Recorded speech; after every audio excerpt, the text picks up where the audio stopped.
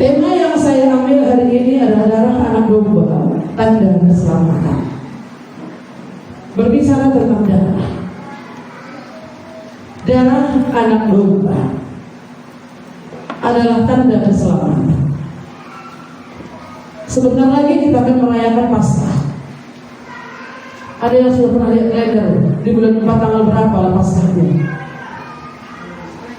Belum ya, kayaknya tanggal apa ya,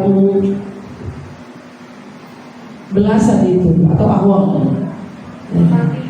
Tanggal 3 ya, jadi tanggal 3 nggak lama lagi. Jadi mari kita mengingat momen itu. Paskah itu adalah Allah lewat. Paskah itu Allah melewati. Dan Paskah itu memberi kemenangan, menghidupkan dari kematian, di mana Allah sudah berbicara, aku akan mengadakan murka kepada bangsa ini.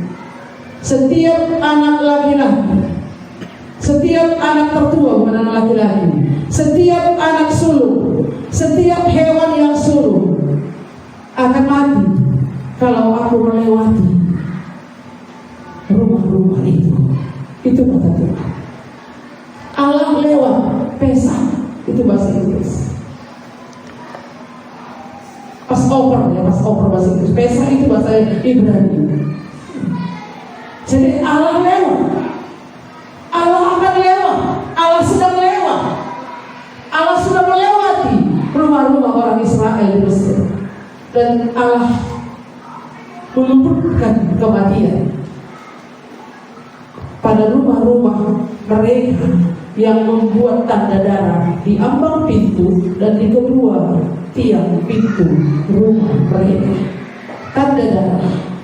Mari kita baca ayat 2, pasal 12 ayat 13 ini. Kita baca bersama-sama.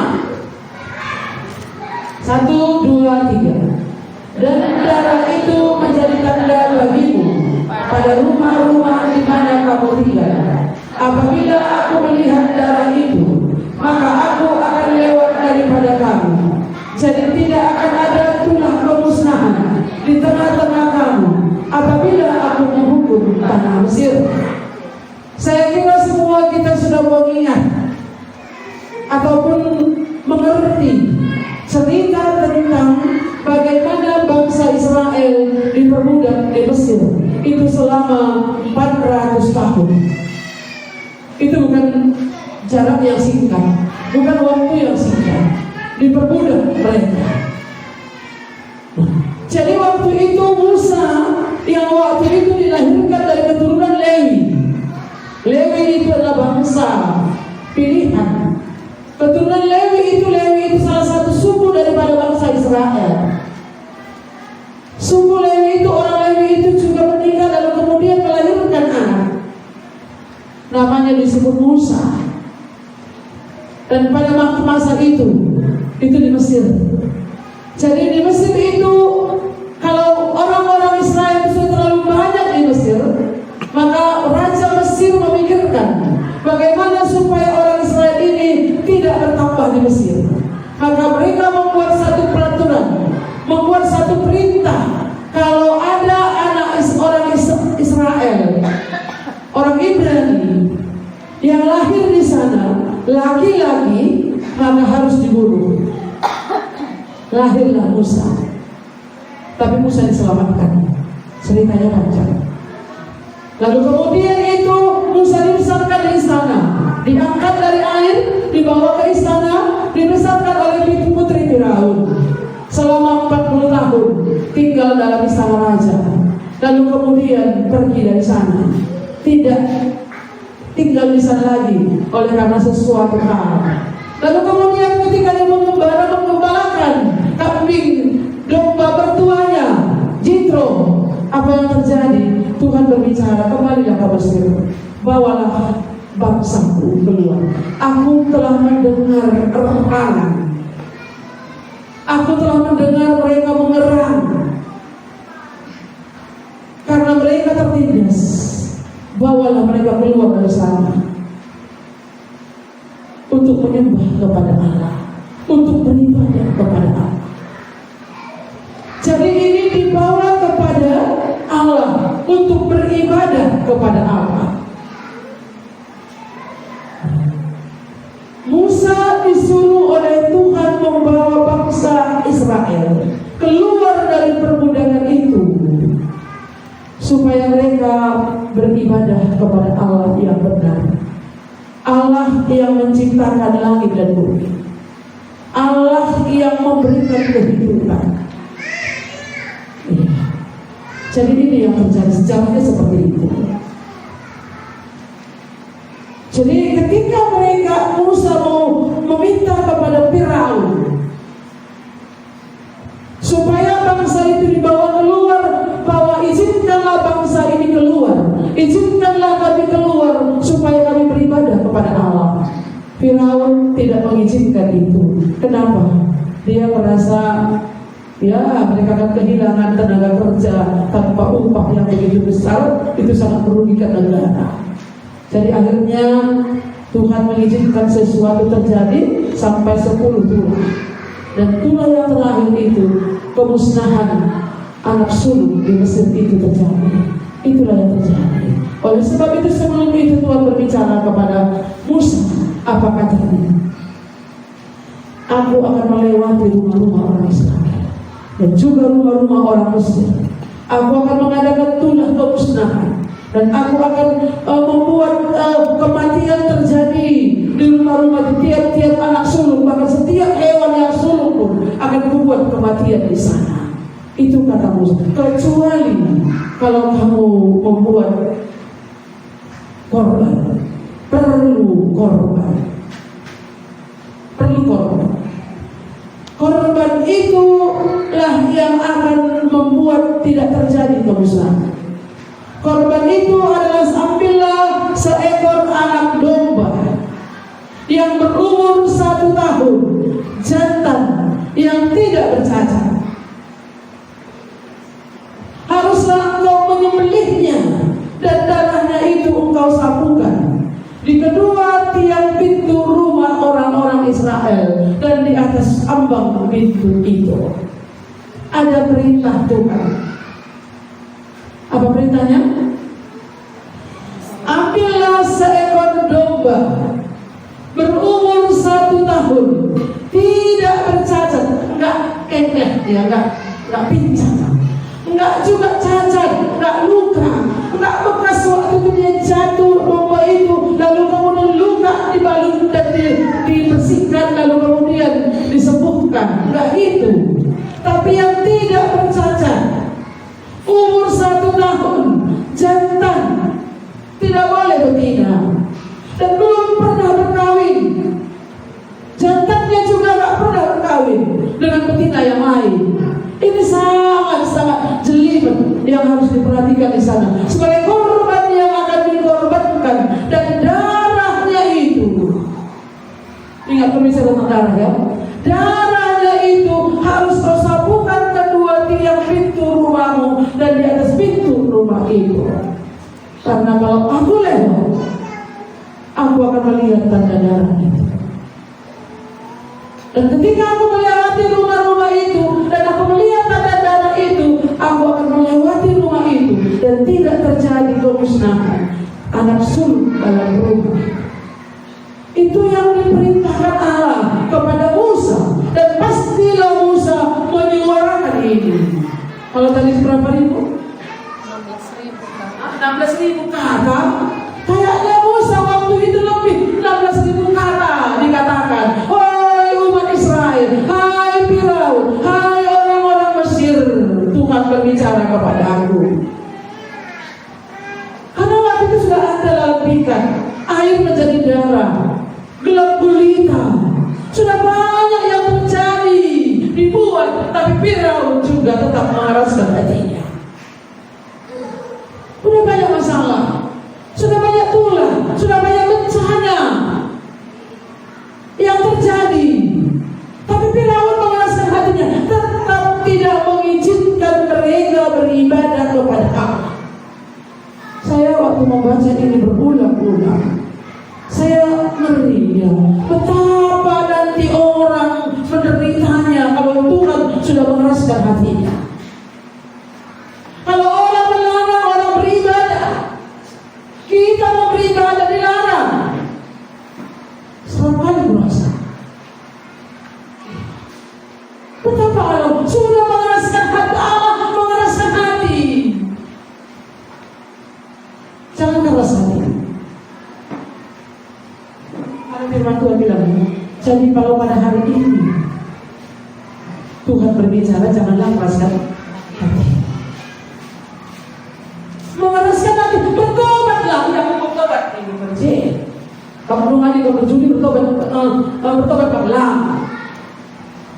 Harus menerima tanda darah itu. Harus ada korban. Harus percaya kepada apa yang dikatakan oleh Tuhan kepada Musa. Apa yang dikatakan oleh Allah kepada Musa? Berfirmanlah Allah kepada Musa, ambillah seekor anak domba jantan yang belum berkawin, tidak boleh betina, tidak boleh cacat, umur 1 tahun yang masih muda. Sembelihlah itu, korbankan itu. Jadi korban penghapusan dosa itu, korban persembahan itu bukan main-main. Betapa kurusnya korban itu. Harus dipersiapkan. Ketika kita mau beribadah kepada Tuhan, ada korban. Ada korban yang sudah dipersembahkan. Itu yang dikatakan oleh Musa, dan saya rasa semua orang mendengar akan hal itu. Dan bangsa Israel waktu itu yang diperbudak di Mesir, mereka mendengarkan suara Tuhan. Mereka taat.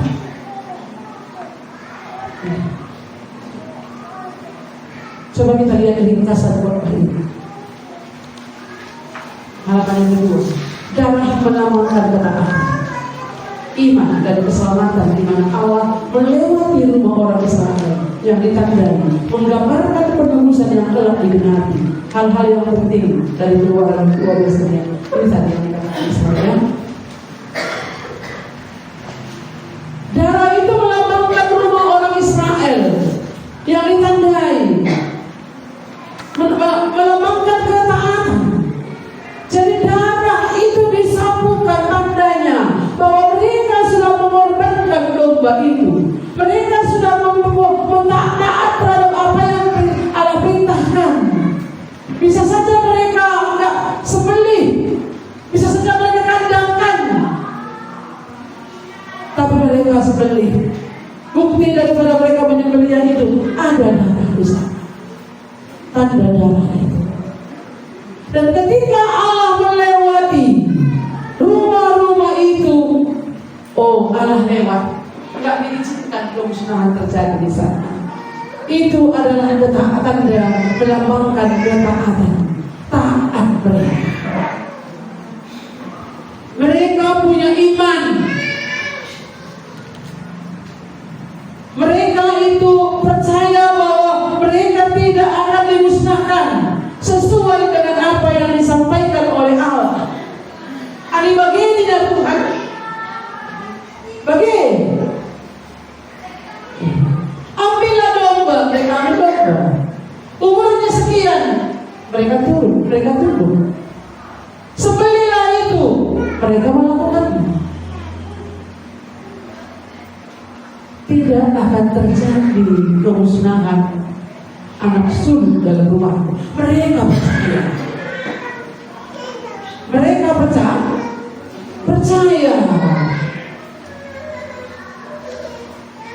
Kamu percaya? Darah Yesus apa? Ampuni dosaku, ampuni dosaku. Darah Yesus itu mengampuni aku. Darah Yesus yang dicurahkan itu membersihkan aku.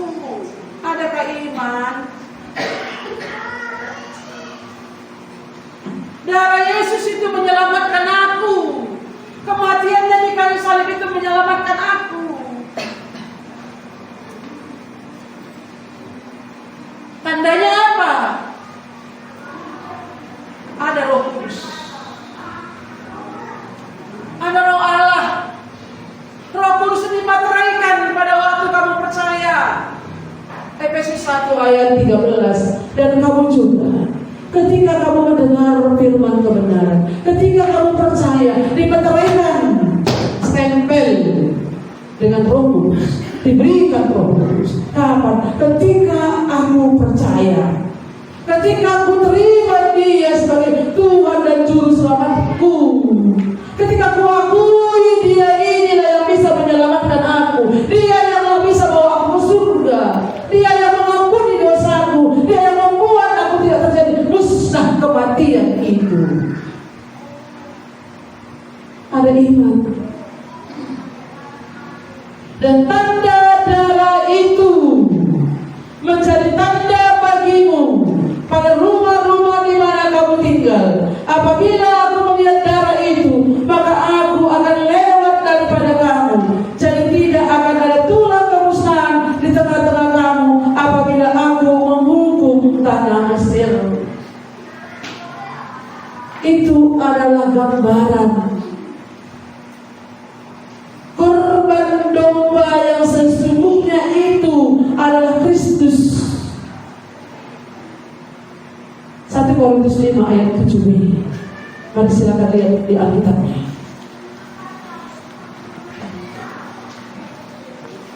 Korban yang sesungguhnya itulah Kristus. Makanya Paskah itu perlu kita rayakan, karena kebenaran terjadi. Yesus mati memenangkan kita, menghidupkan kita. Darah Yesus itu hidupkan aku. Apa katanya? Ayat 7b-nya coba kita lihat. Sebab anak domba Paskah kita juga telah disembelih. Siapa? Kristus. Yaitu Kristus. Sebab anak domba Paskah kita juga telah disembelih. Kristus itu sudah dibawa seperti anak domba yang dibawa ke pembantaian. Dia mulutnya keluh, dia tidak memberontak, dia taat. Seperti seekor domba itu dia taat. Ya, itu yang dilakukan, dan itu sudah digenapi.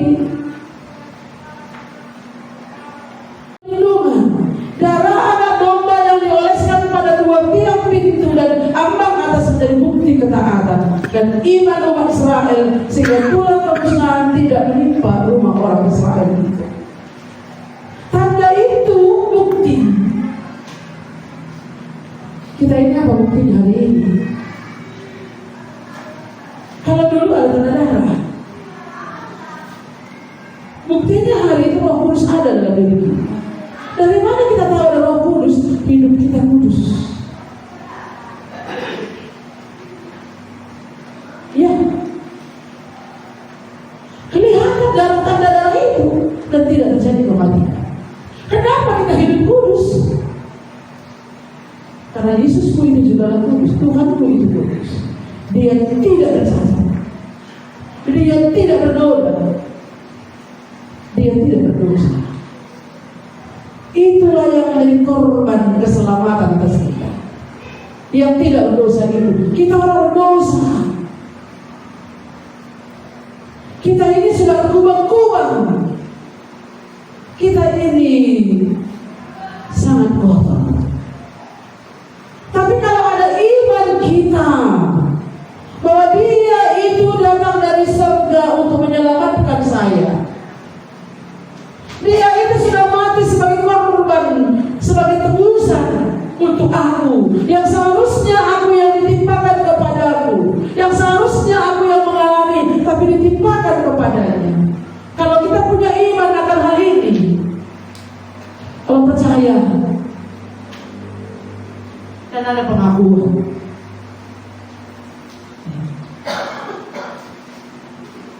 ayat yang kedua di sini mari kita baca Roma 3 ayat 20. 1, 2, 3. Kristus Yesus telah ditentukan Allah menjadi jalan perdamaian karena iman.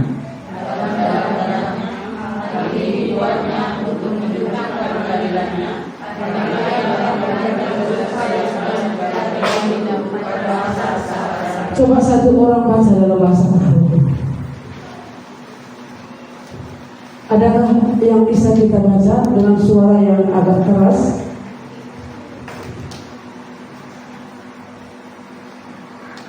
Ada?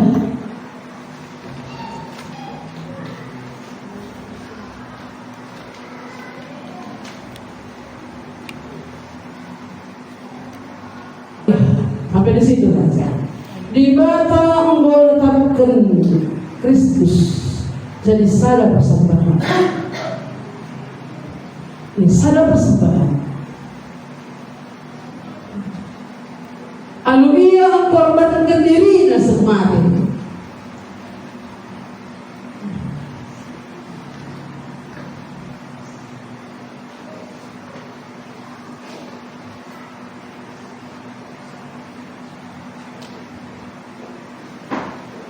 Di mana engkau letakkan ketetapan, sudah ditetapkan. Ia jadi sada persembahan. Gelara ia korbankan dirinya semati, karena dosa-dosa manusia isasapkan dengan penembok ada di bata ipapalu. Aditu ia man Yesus Kristus. Aditu ia man Yesus Kristus. Dosana ipapalu. Karena dosa-dosa manusia isasapkan dengan penembok ada di bata ipapalu. So, senang ya? Dosa-dosa isasapkan penembok ada di bata.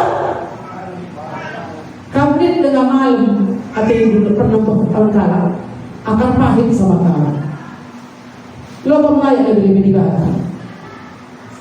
Ini mari kita renungkan. Kalau akar pahit itu pun nggak sembuh-sembuh, sudah 40 tahun mati meyaku, sedang didulamin aku.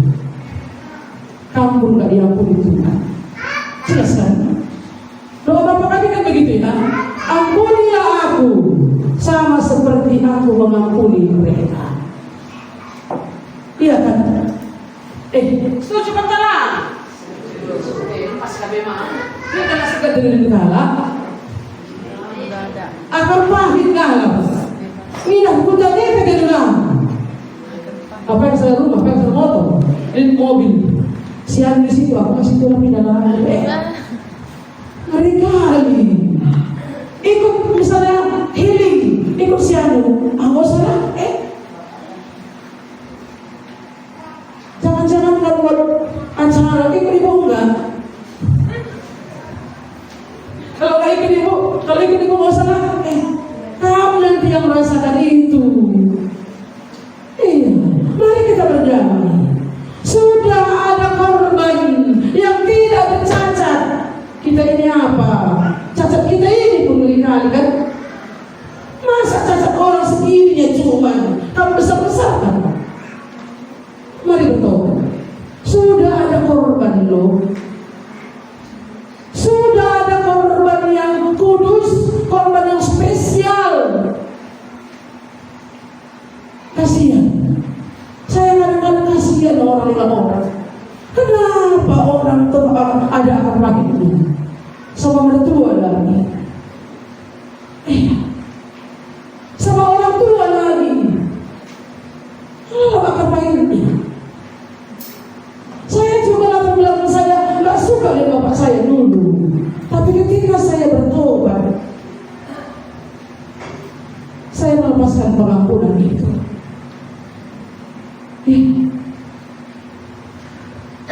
Ada korban. Ada tekaman Yesus Kristus itu. Dosa-dosa nu isasapkan salah lepak dugi pepada di bata. Kalau ada janji yang seperti itu, betapa bahagia kita. Aku era kalah semeluah. Aku ini orang berdosa. Aku ini orang yang bisa tidak diperhitungkan. Gak layak aku masuk surga itu. Tapi karena janji Tuhan ini, percaya terhadap janji. Bangsa Israel percaya terhadap janji Allah. Sekalipun mereka dalam perbudakan itu, mereka percaya kalau Musa bilang, mari keluar, sembelihlah anak domba itu. Mereka sembelih, mereka sambungkan itu tanda darah itu sebagai bukti iman mereka. Kekudusan hidup itu sebagai bukti iman kita. Kita menerima Yesus sebagai Tuhan dan Juru Selamat kita itu sebagai tanda bahwa aku percaya. Iya. Dan ini sudah dinubuatkan. Darah itu pada zaman bangsa Israel dibentuk. Bagaimana bangsa ini, setiap manusia itu diselamatkan itu bukan karena perbuatan mereka. Diselamatkan itu kalau tanda darah dalam rumah itu. Hari ini pun kita diselamatkan itu bukan karena kebaikan kita, bukan karena kita sudah S2, S1 dan S berapa, kan begitu ya. Bukan karena kita pintar. Oke, saudara pintar. Bukan karena kita berpendidikan, bukan karena kita kaya, tapi karena ada janji Allah. Ada janji Allah. Darah itu yang menyelamatkan kita. Dan itu sudah ditumpahkan. Mulai dari ketika manusia jatuh dalam dosa, darah sudah ditumpahkan.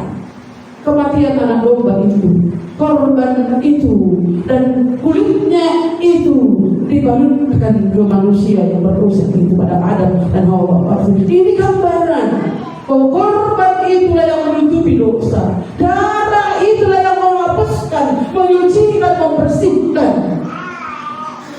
Dan itu sudah dikerjakan oleh Yesus di kayu salib itu.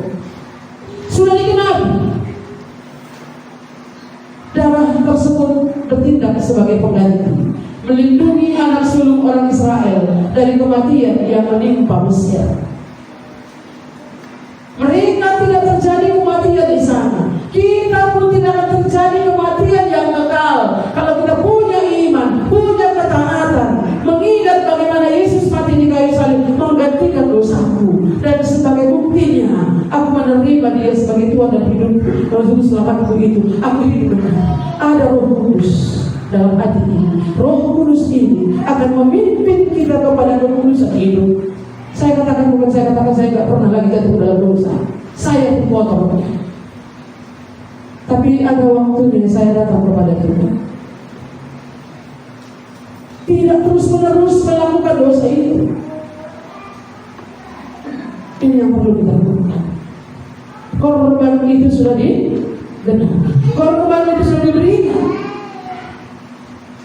Darah tersebut bertindak sebagai pengganti, melindungi anak sulung Israel dari kematian yang menimpa Mesir. Itu gambaran, itulah lambangnya. Hari ini sudah digenapi, maka lebih 2.000 tahun yang lalu sudah digenapi kematian anak domba itu yang sesungguhnya. Sebab domba Paskah juga telah disembelih, yaitu Kristus Yesus. Sudah dikerjakan di atas kayu salib itu. Hari ini tinggal iman kita kepadanya. Apakah saudara punya iman bahwa kematian Yesus itu adalah untuk mengampuni dosaku?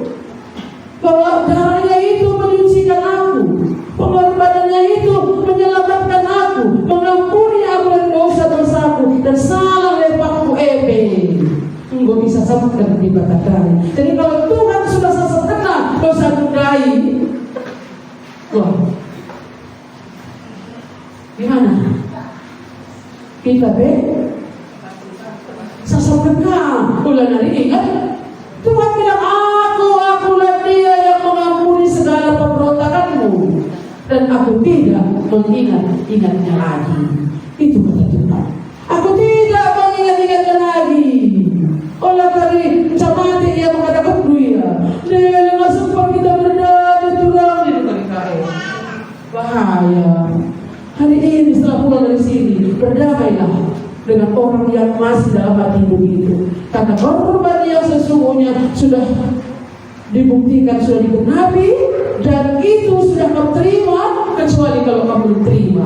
Kalau kamu sudah terima itu, sia-sia geng, terima dulu. Ada lagi kau berdamai sekali lagi.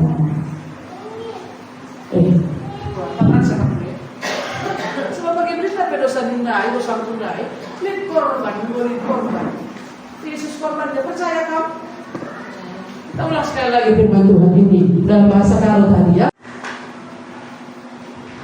Di mana engkau tetapkan ia, Yesus, jadi sada persembahan.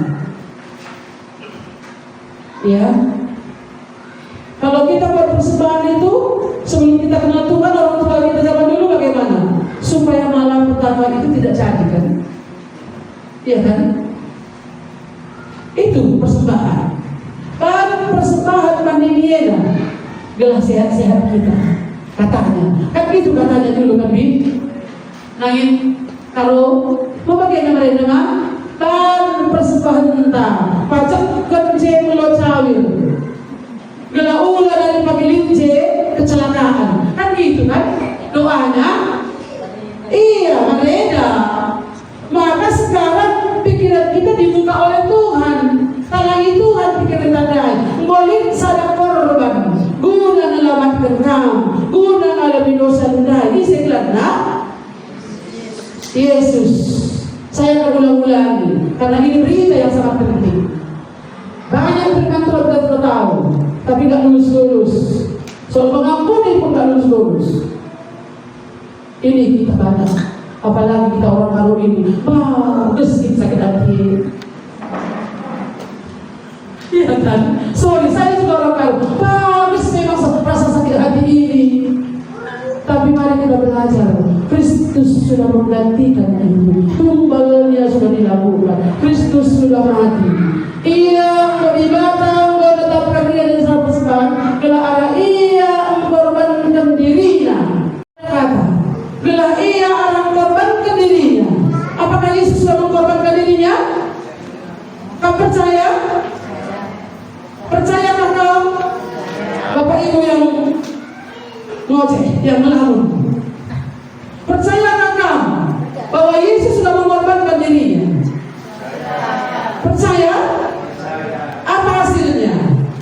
Bila ia akan mengorbankan dirinya semati, terina dosa-dosa manusia, isasakan dosa itu isasakan, dosa itu isasakan. Bagus mensyukuri nama ini. Bagus mensyukuri itu. Ya, mari kita merenungkan ini dalam-dalam. Ala ia korbankan dirinya semati, karena bukan hanya satu dosa. Baik dosa penyembahan berhala, mungkin dosa penyembahan berhala nggak lagi sama kita. Tapi dosa sakit hati itu lengket. Dosa kelengi susah.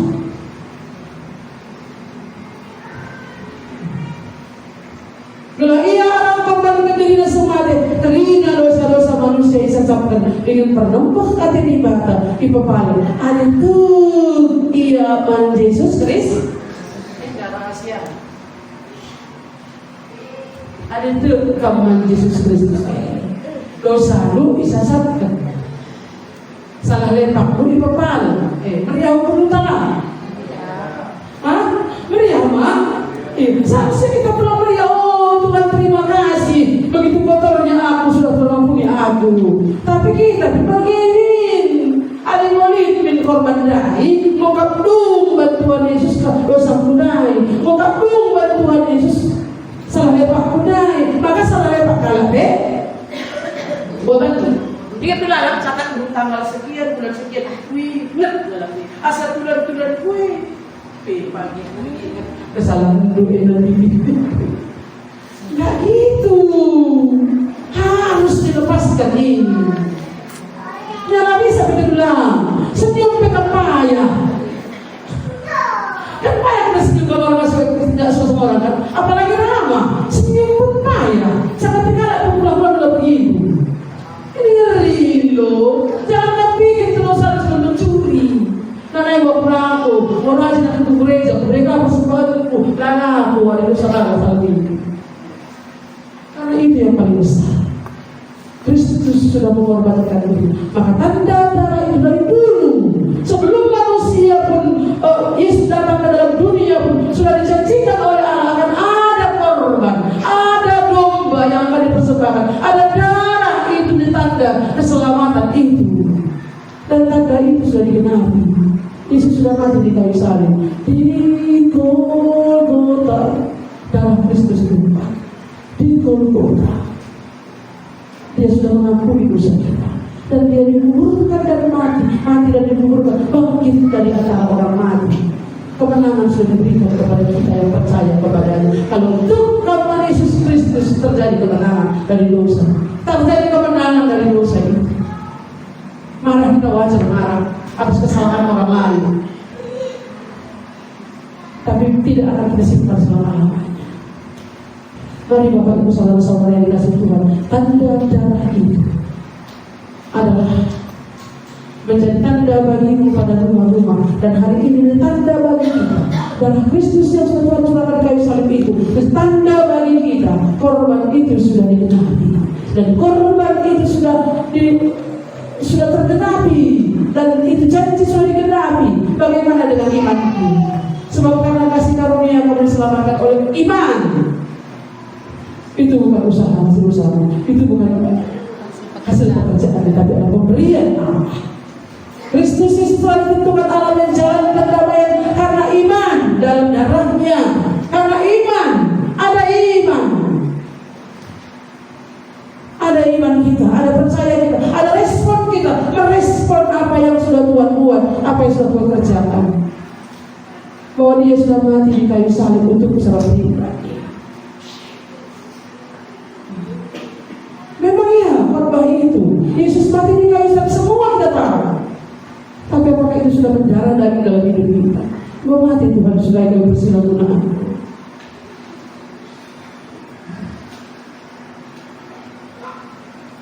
Sudah dikorbankannya dirinya untuk aku. Jadi bagaimana aku ini? Aku menyambut itu. Wah Tuhan, terima kasih Tuhan, Engkau sudah mati bagiku. Terima kasih Tuhan, Engkau sudah mengampuni aku. Engkau tidak mengingat-ingat dosaku lagi. Biarlah itu tetap dalam hidupku. Aku menerima Engkau pribadi Yesus dalam hidupku itu, supaya hidupku ini bukan aku lagi, tapi hidupku yang kuhidupi sekarang dalam daging, hidup untuk anak Allah yang telah menyelamatkan aku. Itu kata Paulus. Hidupku bukan aku lagi. Karena apa?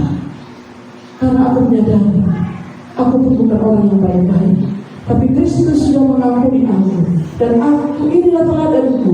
Aku harus hidup sama seperti Dia. Barang siapa yang mengatakan ia ada dalam Kristus, ia wajib hidup sama seperti Kristus hidup. 1 Yohanes 2 ayat 7. 1 Yohanes pasal 2 ayat 7 kalau saya nggak salah, kalau 7 benar. Barang siapa mengatakan ia ada dalam Kristus, ia wajib hidup sama seperti Kristus hidup. Mari Bapak Ibu saudara-saudara yang dikasihi Tuhan, korban anak domba itu sudah digenapi.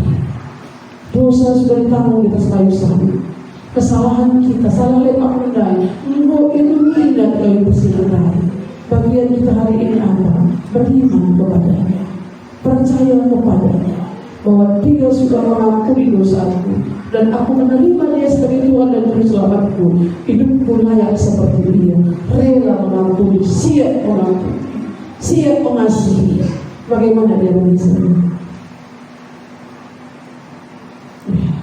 Ini sudah betul. Mari kita berdoa. Terpujilah doa kami. Allah yang sudah berjanji, Allah yang sudah menubuatkan keselamatan itu ketika manusia jatuh ke dalam dosa.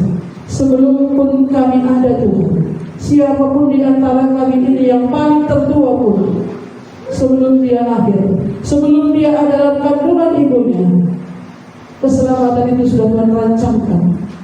Dan setiap kami Tuhan hari ini, keselamatan sudah Tuhan rancangkan, dan bukan hanya Tuhan janjikan, dan kami sudah melihat pengenapan itu.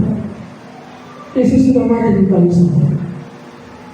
Yesus sudah mengalahkan maut, mengalahkan kematian dengan kebangkitan dari antara orang mati.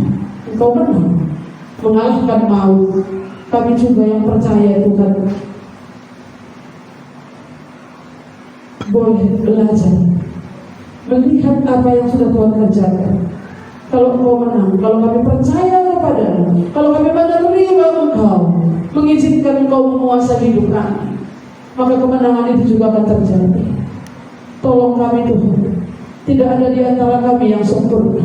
Semua kami sedang dalam proses Tuhan. Oleh sebab itu proses itu tolong kami, supaya ada ketaatan kami, ada iman kami kepada-Mu, dan itulah yang boleh kami ulang-ulang dalam kehidupan kami, supaya kami tidak bersalah, supaya ketika Engkau datang sekali lagi ya Tuhan, kami kedapatan tidak bersalah, dan kami layak disebut sebagai pengantin anak domba itu.